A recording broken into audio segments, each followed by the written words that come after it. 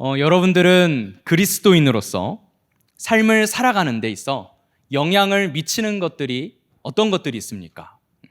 혹은 내가 그리스도인으로서 교회에서 신앙생활을 할 때 나에게 영향을 미치는 것이 어떤 것들이 있습니까?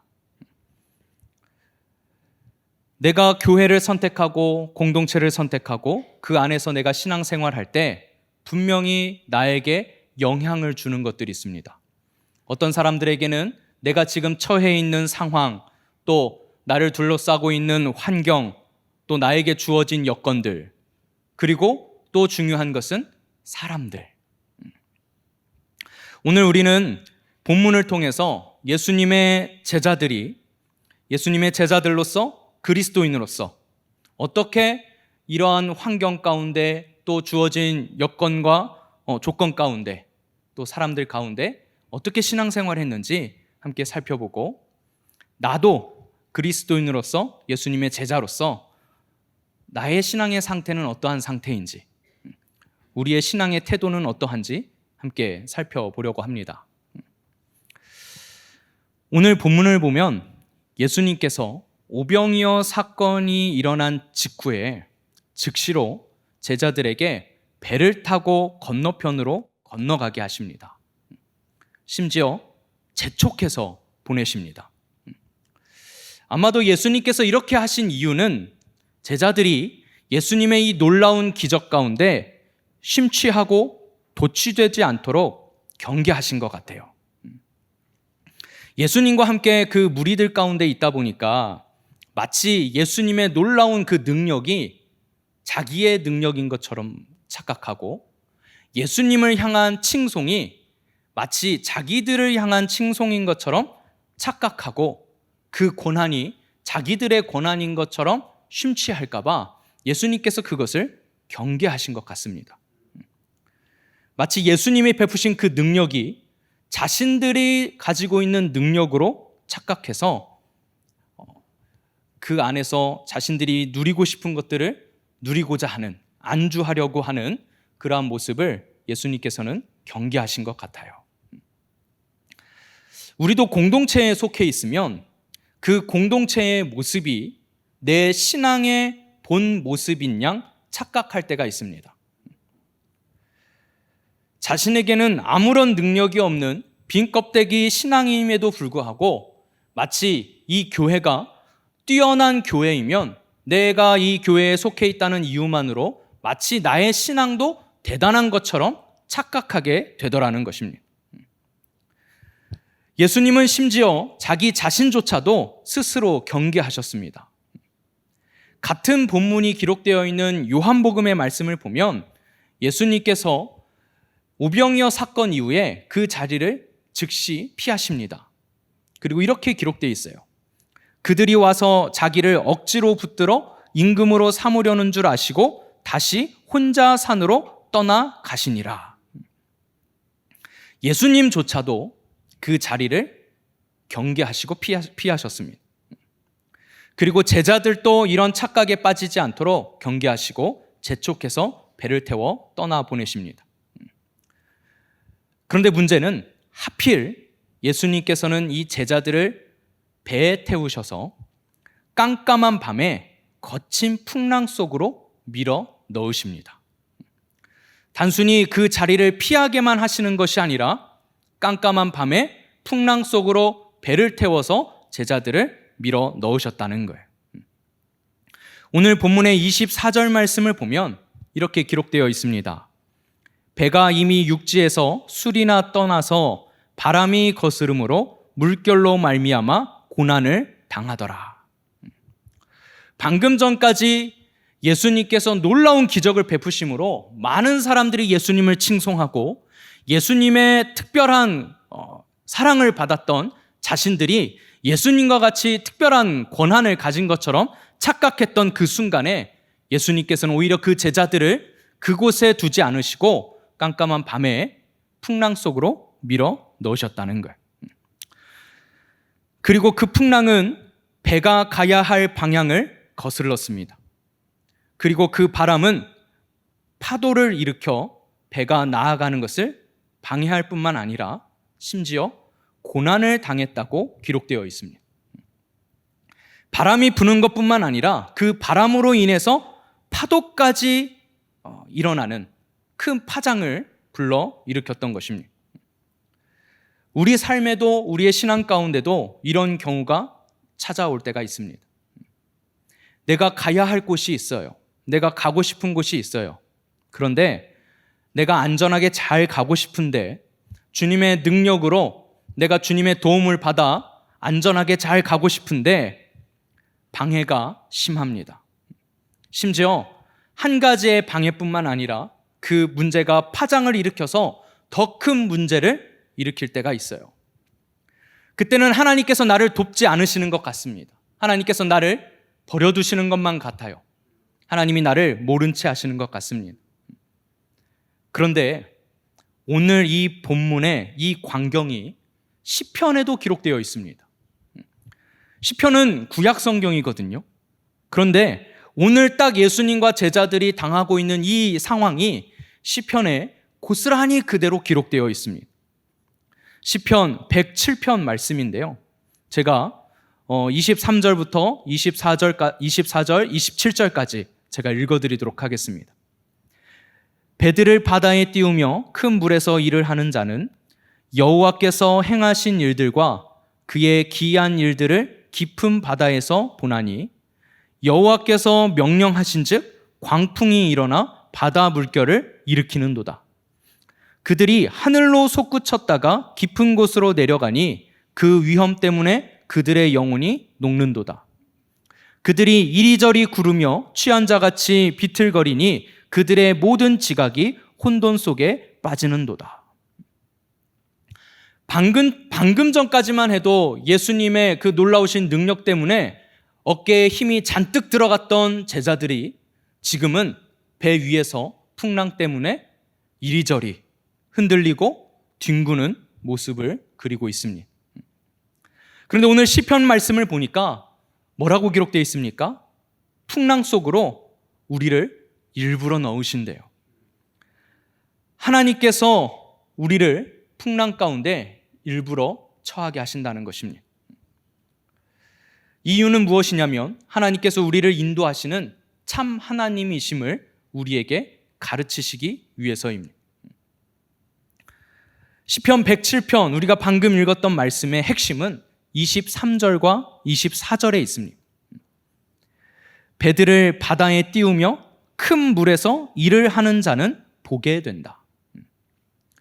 내가 할 수 있는 것, 내가 바다에 배를 띄우고 내가 큰 일을 할 것이라고 생각하는 그들에게 하나님께서는 보여주십니다. 무엇을 보여주시느냐?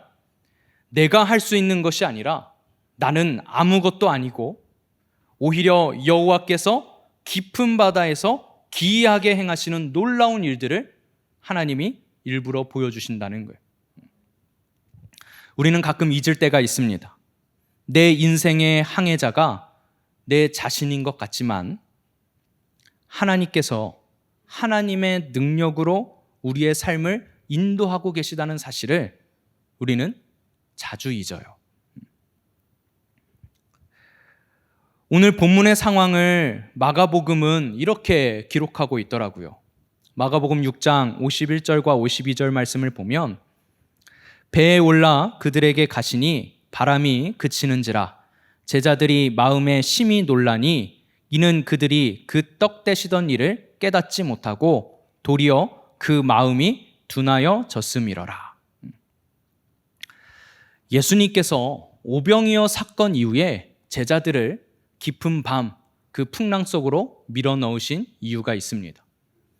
그것은 무엇이냐면 예수님께서 행하신 그 기적 때문에 자신들이 무엇이 된 것인 양 착각했던 제자들에게 그것이 중요한 것이 아니라 너희의 인생을, 너희의 삶을 누가 이끄시고 너희가 가야 할 곳으로 누가 인도하시는지를 보여주시기 위함이었어요.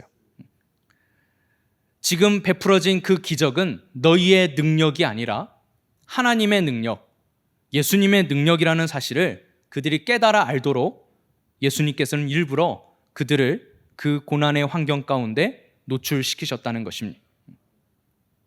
마가복음의 기록처럼 그들은 깨닫지 못했습니다.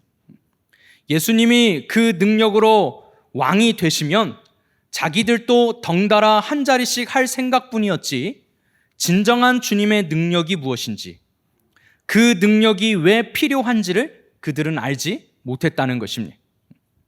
도리어 그 마음이 둔하여졌음이러라 라고 기록되어 있습니다. 거친 풍랑이 몰아치는 세상살이와 신앙의 여정 가운데 내 인생의 배에 주님께서 꼭 타고 계셔야만 합니다. 예수님과 함께하는 배만이 온전한 목적지에 다다를 수 있기 때문입니다. 요한복음 6장 20절과 21절도 오늘 같은 장면을 이렇게 기록하고 있습니다.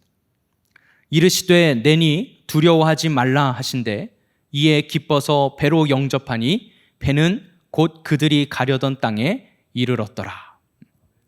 예수님과 함께하면 우리가 가야 할 곳에 이를 수 있습니다.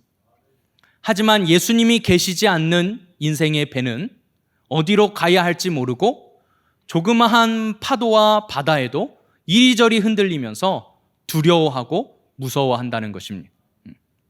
마치 우리의 인생, 우리의 신앙도 이와 같습니다. 바람이 우리를 흔들 때 우리의 모습은 여실히 드러나기 마련입니다. 우리 진정한 신앙의 모습은 바람이 우리를 흔들 때 드러나게 되어 있습니다. 그래서 하나님께서는 우리를 바람 가운데, 풍랑 가운데 노출시키시는 것입니다. 내가 함께 하지 않을 때 너희의 상태와 모습이 어떠한지를 보라는 것입니다. 내가 있지 않는 너희의 그 인생 가운데 풍랑이 일면 너희가 얼마나 당황하고 어려움 가운데 취하게 되는지 보라는 것입니다. 조금만 흔들려도 포기하고 낙심하는 이들이 있습니다.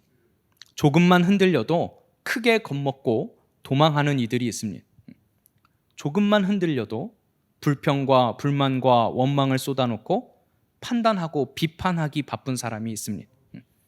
결국 자신의 연약함을 드러내는 모습입니다.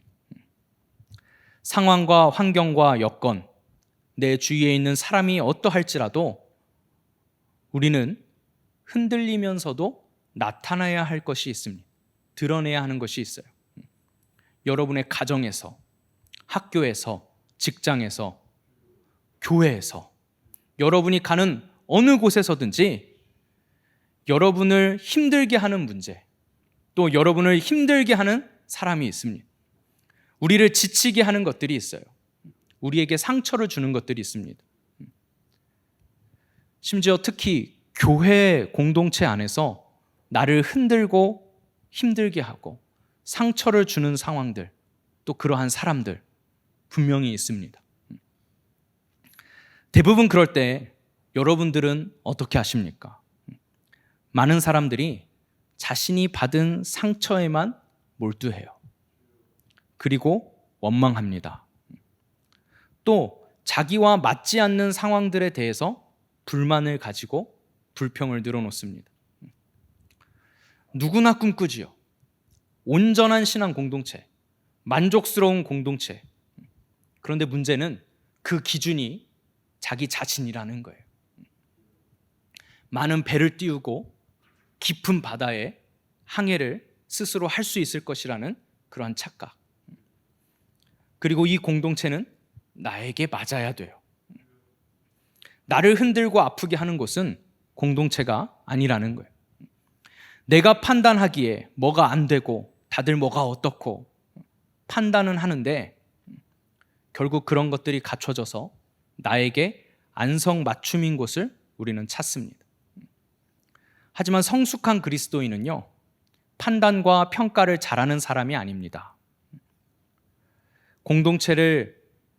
그러한 공동체로 만들기 위해서 자신을 들여 헌신하고 희생하고 섬기고 사랑하는 사람이 진정한 주님의 제자들이고 진정한 그리스도인이라고 할 수 있는 것입니다.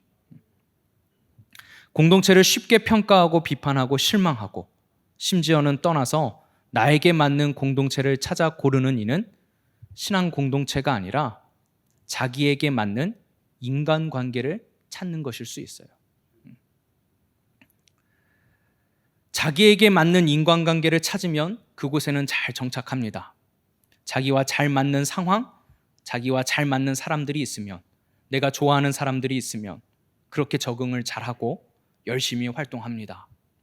그런데 조금만 흔들려도, 조금만 바람이 불어쳐도 쉽게 흐트러지거나 무너진다는 거예요. 신앙 공동체는 나의 맞춤형 인간관계가 아닙니다.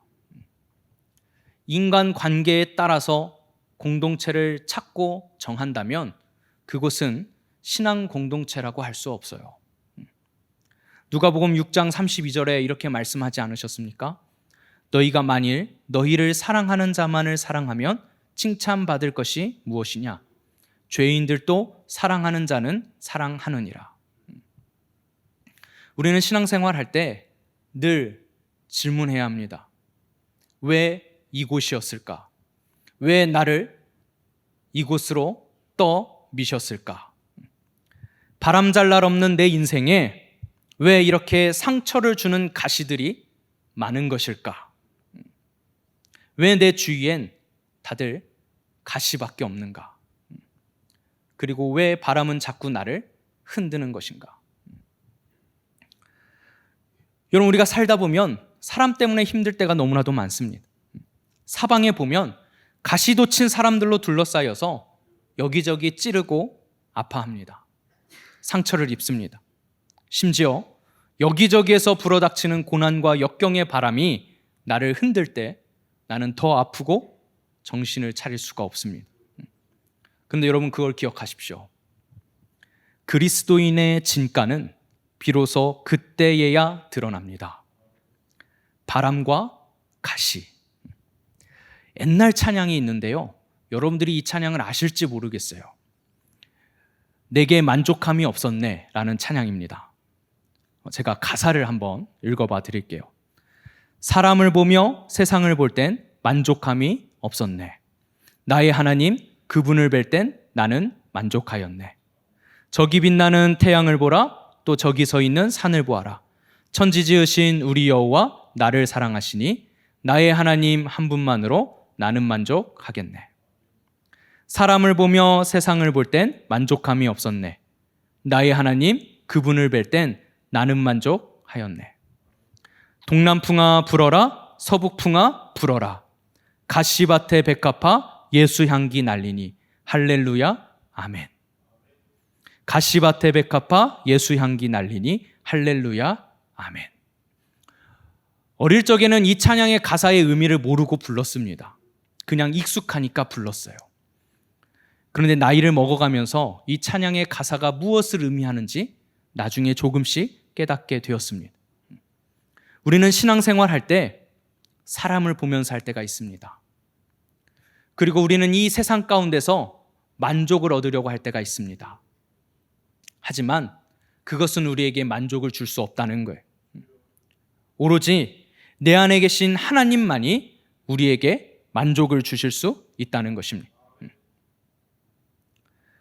그리고 하나님과 함께하는 사람에게 나타나는 모습이 있습니다. 그게 무엇이냐? 동남풍아 불어라. 서북풍아 불어라. 가시밭에 백합화 예수 향기 날리니. 여러분, 가시밭에 핀 백합화를 한번 상상해 보십시오. 바람이 붑니다. 백합화가 그 바람에 흔들립니다. 주위에 있는 가시에 이리 찍히고 저리 찍히고 여기에 상처나고 저기에 상처나고. 그런데 백합화의 향기는 더 진해지는 것입니다. 여러분, 그리스도인의 진가는 바람 불고 가시에 찔릴 때 드디어 나타나는 거예요. 여러분의 인생 가운데 바람이 불고 여러분 주위에 가시가 돋쳐 있습니다. 거기에 여러분은 바람에 흔들리고 가시에 찔릴 때마다 어떻게 하셨습니까?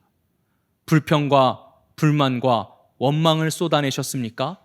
아니면 백합화처럼 향기를 뿜어내셨습니까?